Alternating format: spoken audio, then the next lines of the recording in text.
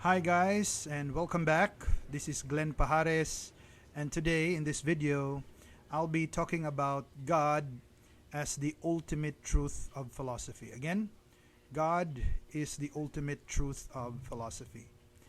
This video is dedicated to all students of philosophy, those who are studying philosophy both formally and informally, and those who are very much enthusiastic to study philosophy. Also, this is during the occasion of the Philosophy Week this year. So I'm going to share my thoughts on God as the ultimate truth of philosophy. So first, who is God? God is the divine being, the supreme being, the ultimate reality, and of course I would say the ultimate truth.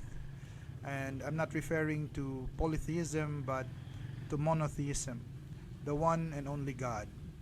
And specifically, I am talking about the Christian God, who is a personal God, a God who is endowed, no, I would say, who has the faculty of reason, who has intellect and will because he is a person and not merely a material entity. So that is God. And when you say ultimate truth, it is the truth of all truths, or the supreme truth, the highest truth of philosophy. So we'll start. What we mean by God is the ultimate truth of philosophy means that the study of philosophy, all branches of philosophy, leads to the knowledge of God, or to the reality of God as the highest of all realities or being. First, let me start with the definition of philosophy. There are 1,000 definitions of philosophy out there, but I've chosen this definition which I find personally meaningful and relevant over other definition, and that is, philosophy is the science of all things, known by the light of natural reason alone, and it is the study of causes, and not just any cause, but the ultimate cause. So it is the study of the causes of all things and the ultimate cause. In our study of causes, it leads us to an ultimate cause, which is the cause of all causes, in fact, the first cause. Because we cannot speak of existence of the series of causes in this world without a first cause. A series cannot start without a starting point. And the starting point must be first and must be without a cause. So if we experience and observe the existence of causes in this physical world, then that existence entails or points us to the existence of a first cause, which explains the existence of this series or chains or concatenation of cause and effect that we observe in this world. And that first cause can only be God, because no being, no reality in this world qualifies to be the first cause. Because again, if we observe and based on our experience, we cannot find the first cause in this world. So that cause must be somebody or something other than anything that we can find in this world. And the one who qualifies that position is only God, a being that is supernatural, divine, unique, greater and above the ordinary things that we see and experience in this world. That is why the more you study causes, the more you're led to know, to understand the existence of a first cause, whose position God is the only one who qualifies to be in that position. Second, we talk about ontology or metaphysics as one of the main branches of philosophy. And we define metaphysics or ontology as the study of being or reality, being qua being as being, or reality as reality. So the truth of being, the nature of being, the nature of existence and essence. And the moment we study the nature of reality or of being, of reality's existence and essence, we are led to a being whom we call a necessary being, a being that exists by itself or that necessarily exists to explain the existence of contingent beings. When you say contingent beings, these are realities or entities that are caused. In other words, they are merely effects, and because they are effects, they have causes. And based on our observation and experience in this life, everything is caused, everything is contingent.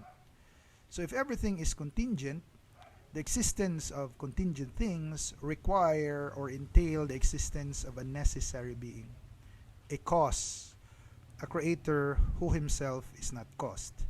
Because a contingent being cannot exist by itself, so it requires the existence of a cause which is not contingent in itself. So that's why we think of a necessary being, and who qualifies to be the necessary being? Then that can only be a supernatural, a transcendent being other than the things we see and experience in this physical universe. And that can only be God. I go to the third argument. One of the branches of philosophy also is, I would say, cosmology, or today maybe we can call it physics as a science.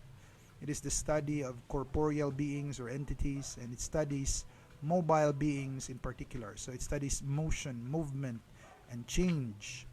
And based on our experience, motion and change is always caused by a mover. So a thing is moved not by itself, but by another. And our experience of series of movers and moved lead us to a first mover that is unmoved. Because if there is a series or a chain of movers and moved things, then that would entail or require the existence of a first mover that explains this chain of movers and moved. Otherwise, such a series would not exist if there is no starting point or a beginning which itself is unmoved. That is why we call the first mover God, for only God qualifies to be the first mover. No one can find a first mover in this world. Therefore, that first mover must be somebody transcendent, beyond any movers that human beings experience or see or encounter. Fourth, one of the branches of philosophy also is aesthetics. Aesthetics is the study of beauty, or the art of beauty, or the philosophy of beauty. We experience and observe beauty in this world. Beauty is real, and there are beautiful things around us that attract us, or that causes attraction from us. So if there is beauty, we also experience a hierarchy or gradation of beauty. And if there is a gradation of beauty, there is less beautiful, more beautiful. There must be a most beautiful that explains the existence of the hierarchy. And the only one who can qualify that is God, because the highest beauty must be something, somebody, an entity devoid of the absence of beauty. And I think based on our experience, no one in this material universe is devoid of the imperfection of beauty. So only that which transcends this world, other than this world, and that can only be a God who qualifies to be the most perfect, the most beautiful being there is. And also, let me go back to cosmology. Cosmology also studies the design and order of the universe. So we observe that the universe is in order. It is not a chaotic universe. The universe has its own laws. So things in the universe follow certain laws, like the movements of the planets, the movement of celestial bodies, we have gravity, etc. These are observable, obvious laws of the material universe. And if there is a law, if there is order, then that entails or requires the existence of a lawmaker, or a law provider, or an orderer.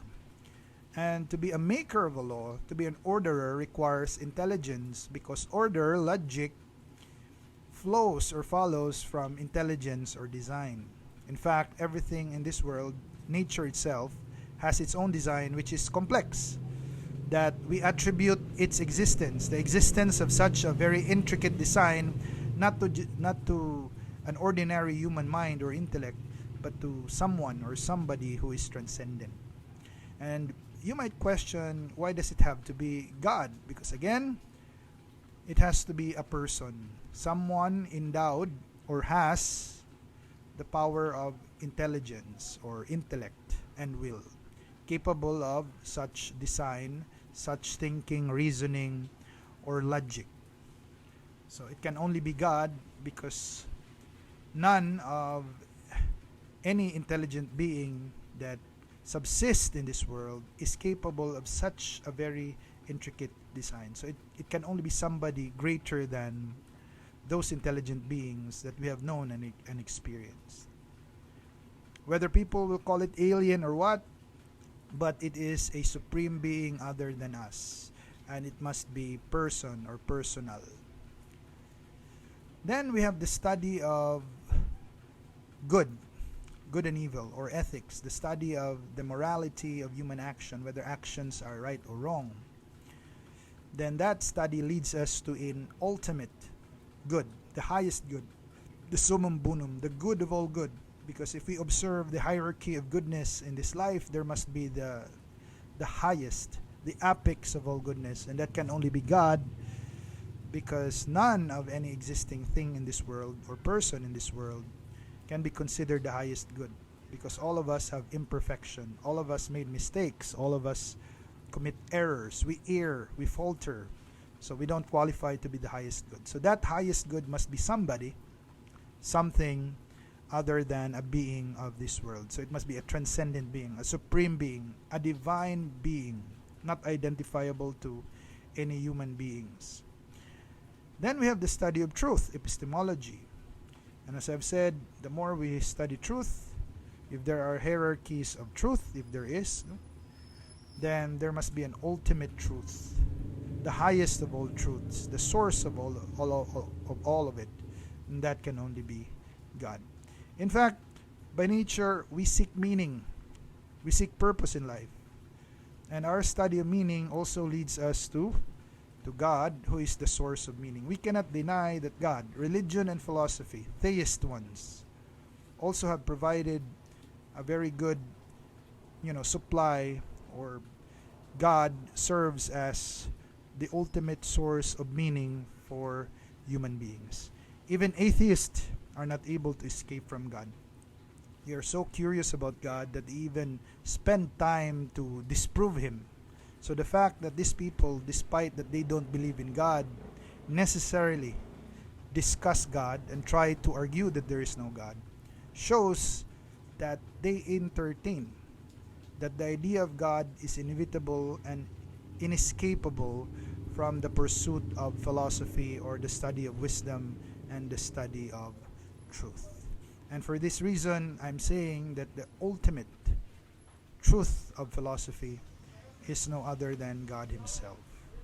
So the more you study philosophy, the more you are led to the first cause, the first mover, to the most beautiful, to the most truthful, or to the highest good, and to an ultimate meaning that is by nature transcendent, encompassing, extraordinary, supernatural, divine, and mystical.